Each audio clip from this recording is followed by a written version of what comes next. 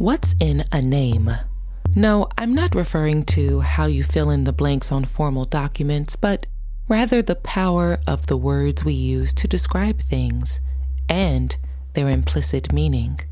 In the Black community, we have long debated our right and power to name ourselves, from unmentionable to colored, to Negro, to Black, to African American, and all of the degrees between.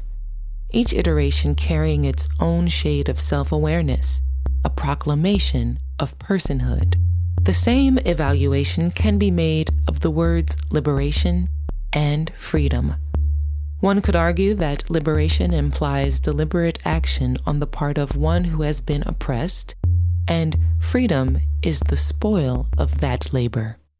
On this episode of Unerased, we hear from two Black women scholars whose exploration of historical liberation is fraught with layers of complexity. Our featured guest introduces us to the term peonage, defined as the condition or service of a peon, the practice of holding persons in servitude or partial slavery, as to work off a debt or to serve a penal sentence, a practice that didn't end with the Emancipation Proclamation of 1863 or Juneteenth in 1865, but extended well into the 20th century through the Civil Rights Movement of the 1960s and beyond. The effects of that bondage persist. Still. Welcome back to Unerased, Black Women Speak. Today we have the honor of hearing from and learning from Dr. Antoinette Harrell. My name is Dr. Antoinette Harrell. I am a genealogist and local historian with emphasis in Tangier Parish and St. Helena, or should I say the Louisiana, Florida parishes. And I am also known for the study of peonage and involuntary servitude as the peonage detective of the South. Dr. Harrell, you uncover the histories of African American families, as well as very real stories of slavery in the South as late as the 1950s and 1960s. This research began with an exploration of your own family's history. When you began researching your roots, what were you hoping or expecting to find? I was hoping to find documents, photographs, marriage records, new cemeteries, meeting new family members, collecting oral history, and just having a relaxation time of researching family history. My family was enslaved. How is it possible to enslave another human being in the 1950s, in the 1960s? Can you talk about some of the families that you've uncovered? Let's talk about how it's possible, how it was possible. If you can imagine a family or individual, they're so excited with the fact that we just received our freedom. The Emancipation Proclamation was signed. There's tears, there's joy, there's pain, there is so many questions. And after they settle down, they realize, I have nowhere to go. Where are we going to go? What are we going to do? They had to find shelter. They had to find food. They had to find protection as well, because many of the night riders and those people that was riding saying, no, slavery. This is how we make our money. We have to do something. So when the Freedmen Bureau created the Freedmen Bureau contract, and a lot of those that was freed signed a new contract, some with the previous owner, some with new owners. And when I saw those contracts where people made their X, I didn't even believe the X was their signature. I believe it was forged. They signed their mark, embracing a new form of slavery that they was not ready for, in disguise under sharecropping. I will furnish you a place to stay. I will furnish you the seeds and tools and clothes. At the end of the year, we'll settle up. Well, the end of the year would come, And at the end of the year, they was told, "Oh, we're sorry that you just didn't. You could have made it just a little bit more, and you'll be able to get out of this. Maybe next year." And before you know it, 5 years then went by. We still haven't came out ahead.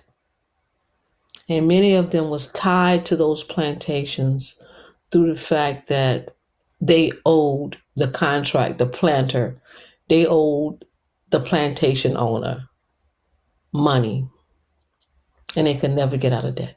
I spent probably 10 years in the Mississippi Delta just studying families and those individuals who was in that system. The worst cases of poverty that you can imagine in America. But the best kept secret was in America is these rural communities where you see families that was on plantations for generations and generations, and there was no way out. I was in the Delta about a year ago, and you couldn't imagine seeing people with living still in shanties with a tin roof. I've seen people with not enough food to eat, sometimes living 13, 14 people in one house. That's the impact that it left upon these families who couldn't get out of that system. My name is Dr. Nikki Taylor, and I'm a full professor of history at Howard University, the Mecca. And I'm also the chair of the department, and I also run the Mellon Mays Fellowship Program, which increases the opportunities for Black and Brown kids to get PhDs in the humanities. Vincent Harding is a historian who years ago wrote a book, There is a River, and he says we have always had a liberation ethos and spirit in our community, even in the most crushingly oppressive moments. We've always been in a fight for freedom, and freedom has evolved. The definition and during the era of slavery was freedom from shackles, freedom to be able to choose your own destiny. But now as we march forward into the second decade of the 21st century, we have adjusted. And so freedom means other things like economic equity and economic justice and justice from the oppression of the mass incarceration. And so each generation redefines what freedom means. So I am a fan of Toni Morrison, and in particular, her novel, Beloved. So I wrote this story about the real life Setha, and her name is Margaret Garner. She was a real woman living in northern Kentucky. Margaret Garner was married to a man by the name of Simon, and they had 4 children, but they lived on separate plantations. They made the very courageous decision that rather than allow their 4 very small children, all of them under the age of 6, and she was pregnant with the 5th, they decided to strike for freedom. His parents put him on a sleigh, and they went the 16 miles in the brutal winter evening, January 27th, got to the edge of the Ohio River and walked across the frozen river.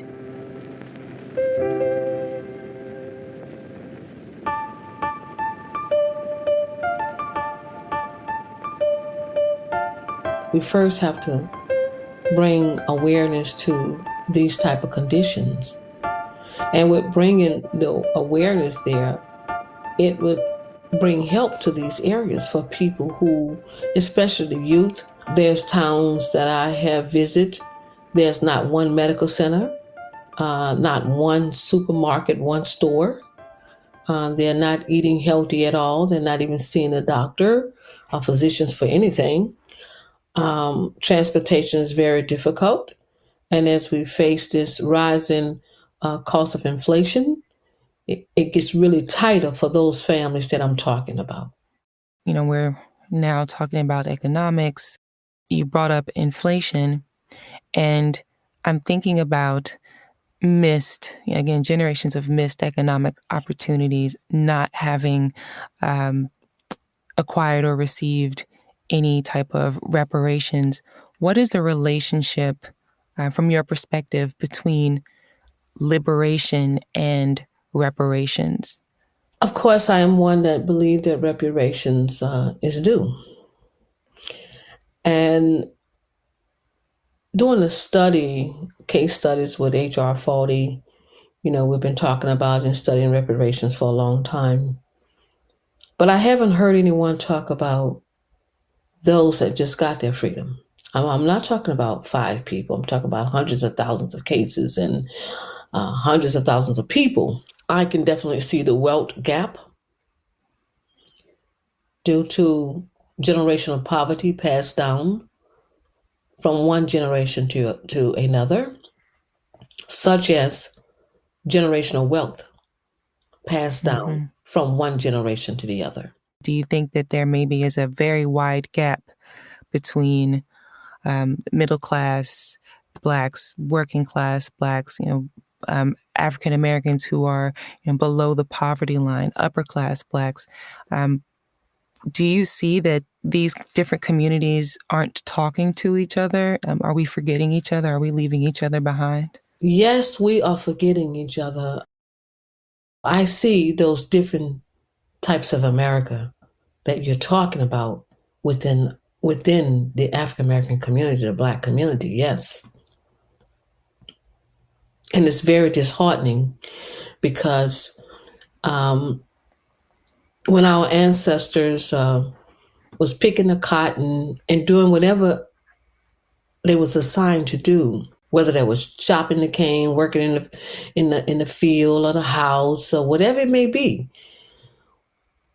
when they got the little taste of freedom and was able to do something for themselves, they saw us.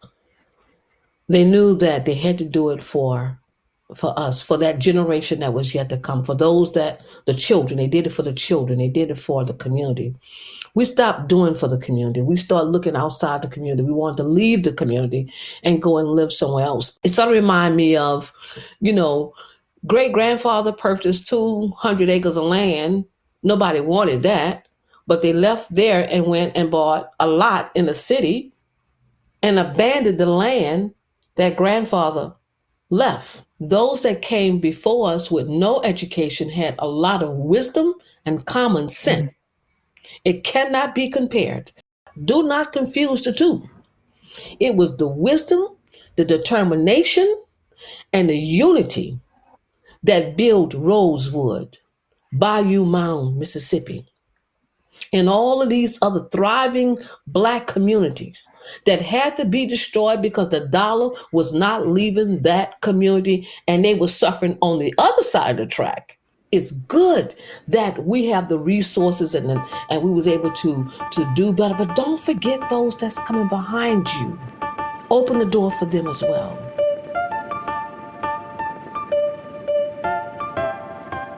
Welcome back to the podcast, Dr. Nikki Taylor. Right across the river was the free state of Ohio. And when they got to the northern shore of the free state of Ohio, her owner had pursued them with dogged determination throughout the night. And he got to Cincinnati and he grabbed some white men who deputized them in that way and basically battered in the door of the home where they were being hidden. Here this guy was, literally on her heels. And so she made the fated decision to grab a knife to try to end her children's lives before they would be going back to slavery in Kentucky. It reflects her trauma and the desperation and the untenable choice that she must have had as a mother. Do I allow my children, my girls, to live this life? Or do I end it for them so that they can have freedom with the Lord? And those were her exact words, and those were her choices in her own words. Because she lived on a farm in northern Kentucky and not a plantation, and because she was mostly a house slave, people wrongly assume that those two factors mean that her bondage was not as bad as the people who labored under the Mississippi sun picking cotton. But I argue in my book, and it's something most historians would concur and agree with me, that kind of slavery that she endured was very horrific. For one, she worked around the clock. She worked inside the home, cooking and cleaning and tending to the white family. She also had to tend to the crops outside the home. Her own children, she would have to neglect in favor of the white children. The mistresses or the white women who were the head of the home expected Black women to be at their beck and call. Some of them had little bells that they would ring for them. And some of them made enslaved women sleep in their bedrooms to tend to their children when they woke up in the middle of the night. Because it was such a typical thing, I also believe that Margaret Garner was a victim of sexual assault. In fact, I think that it was so common in her life that her owner fathered at least 2 of her children, if not more. And so sexual assault was a usual and common feature of enslavement for African American women. We really have to be able to empathize with who she was and that experience to really begin to understand how a mother could do that to her child. Thank you, Dr. Taylor. I'm wondering, how do you get someone who's maybe holding the secrets, like holding all the history or holding that little tidbit of information that could unlock the next key to a family story? You never met them before. How do you get somebody to open up to you or to point you in the right direction?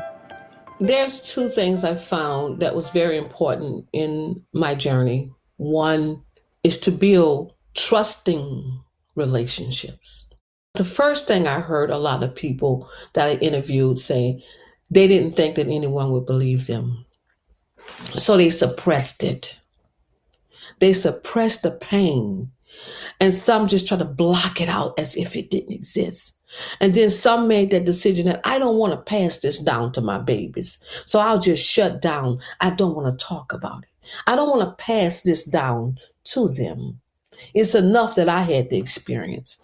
And some of it was so embarrassing to them, women that was raped and forced to have babies for the plantation owner. I'm not talking about in the 1800s now. I'm talking about, the 20th century. And they had to swallow so much just to stay alive, For those that want to talk about it, I will listen. I'm here. And for those that do not want to talk about it, I respect that space. And to live your whole life and never get any treatment for that pain, I can't imagine. When somebody gives you that story, is there any catharsis? Is there any relief, like from the release of the information? Is there latent joy in any way? The individuals who I have interviewed said it's a relief to have somebody to talk to. It's a relief to finally talk about something that I've been suppressing all this time. I feel like sometime when I am conducting those interviews that they are somewhat reliving it all over again. And I get this guilty feeling inside that I'm taking them back in a space where they worked so hard to get away from. But at the same time, I know I need to move forward with it so that we can learn from their experience and we can look further, research further, and document and use it as part of the cases that we are discussing for reparations. But most importantly, I hope that there's some little segment of relief, not healing, but relief. The theme of the episode is Black woman liberators. Do you see yourself as a liberator? No. I just see myself as a person that's concerned with telling a story, doing what some people would not do. I had to go back. If what I have spent 30 years at this point doing, and it's not in vain, if someone know the stories, I don't want to take what I know with me to the grave. That's my concern. That somebody get everything that I have learned places I had to go to, things I had to go through on this journey just to do this research. Because we're talking about powerful, wealthy, political involved families that were still involved in the illegal system of slavery well into the 20th century. My love for preserving history is important, but it could never be more important than feeding someone. So out of this work, we organized a nonprofit organization called Gathering of Hearts. Myself and Ina Soto, we're the co-founders. We collect U-Hauls of food and clothes, and we went down there and we fed the people. I had to do something to get some attention to these communities, these isolated communities. To go in somebody's house, to someone's house, and there's an outhouse. I'm talking about the 21st century, an outhouse. And every time I would come home, and by no means am I a wealthy woman, but when I took a hot shower, I realized I was a wealthy woman. I think I just want to ask you one more question, and that is, for everybody that's going to hear this episode, or for everybody who runs into your work online, what are some real things people can do to make sure everybody's represented, to make sure all of these very important stories are told and nobody's left behind? The young community right now, the Black community, these young people are so gifted in technology. They can tell their own stories. Interview your own family member. Take the time to talk to your grandparents if they're still living, your aunts and your uncles. Sit down there and say, Big Mama, tell me, Big Mama, what got you through those days? Where's this strength? Don't spare me, because there's a world out there that I don't know anything about, and I need your insight. Tell me what you went through. Start in your own family. Record your own family history. Look for those records. Do your ancestors a favor who couldn't read, who was on those auction blocks.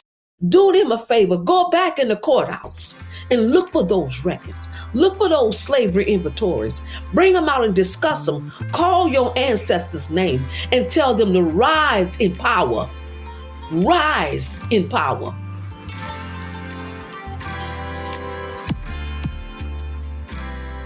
Our final thought for this episode is provided by poet Erica Hawthorne Mannon, known professionally as Rhapsody. From her album Spoke Inward, this is Black Love. What is black love? What is black love? Love. What is black love? What is black love like? What are the ingredients to make its mixture? Are there hidden scriptures that add to its flavor? Is it black love like back in the day? Black love like dashikis and afros and yo-yos? Is that love like a cup of faith brought straight from the church house to your house? Love at the altar when the pastor says a word, like deacons and mothers of the church gather around you while you purge your sins at the altar, surrounded by black love like 3/4 cups of soul brought from Aretha's womb by way of Mahalia. That low soul singing, spirit bringing, conjuring up the good stuff, make you wanna shout and protest, dance and distress, make you wanna move in close to a love like yours, a black love like back in the day, black love like just add water so our skin can breathe, like water symbolic to our history, making the ingredients bittersweet, like water, like the sea that brought we here. And if there hadn't been enough black love, we may not have made it this far. If there hadn't been enough black love, we may not have made it this far. If there hadn't been enough black love, we may not have made it this far. See, See, we've put a catchy spin on its existence, but I remain convicted. It's deeper, it's longer, it's stronger than any river flow, any obstacle put in our way. Black love like Master may come into our home to take what he please, but you are the only man I hold, love, the only one I embrace, love. That's love, like they tried to take my child from me. I birthed them bagged and arms outstretched. They want to take love from me, but the pain I feel from it, that's love. And the song I sing afterwards, that's love, like sending 9 children to take on the hate of the world just to go to school. That's love. Black love, like back in the day. Black love, like taking all into your own to manifest something wonderful out of something meant to hold you back. Don't let nothing hold you back. Black love is taking all the hate in the world, and since it must stop somewhere, when it stops with you take all 41 shots to your unarmed body. You take beatings and markings to your helpless body. You are anchored to a truck and dragged to the streets. It's not 1917, it's in the 1990s. It's shots in the midst of your fight for freedom, ending your speech complete, but not your fight for civil rights. It's Bloody Sunday. It's 4 little girls who lose their life on the Lord's Day. It's they taking all the hate, so we can go on chanting black love, go on living, giving black love, like those who marched and sat and didn't cave in. It's dear Miss Claudette Colvin, I heard you didn't move your 15-year-old body from the bus seat. Now I know they chose not to use your name because you were the symbol of black love. You held child in your womb. Some man did not claim you his wife, yet your strife was no different. Dear Miss Viola White, you too embody love. You too embody love, 'cause black love comes from mother's love, from mother's hug some folks just didn't get enough of. Black love comes from mother's love, from mother's hug some folks just didn't get enough of. And Mr. MC, Mr. DJ, say, Mr. MC, Mr. DJ. Black love is not some coin phrase to throw over some beat. You taking my femininity self for a quick dime, and no, it's not 1809. It continues on sometime after 1999. Now, you tell me how you differ between me on an auctioning block being sold for my attributes and you bragging, chanting rhymes on the sexual things we do as an added extra to your car and money. Nah, honey. Our love is infinite. When God made us, his love was spent. And these are not just the stories from 1901. It's the condition of the world today in the new millennium. It's the black love within ourselves as history threatens to change the little bit of love that remains. Black love is all those souls in history taking all the hate away from we. So one day we can chant our poems. Say, one day we can chant our poems. Black love is all those souls in history taking all the hate away from we. So one day we can chant our poems. Say it. One day we can chant our poems. Black love is all those souls in history taking all the hate away from we. So one day we can chant these poems. Say, one day we can chant these poems. And that's love.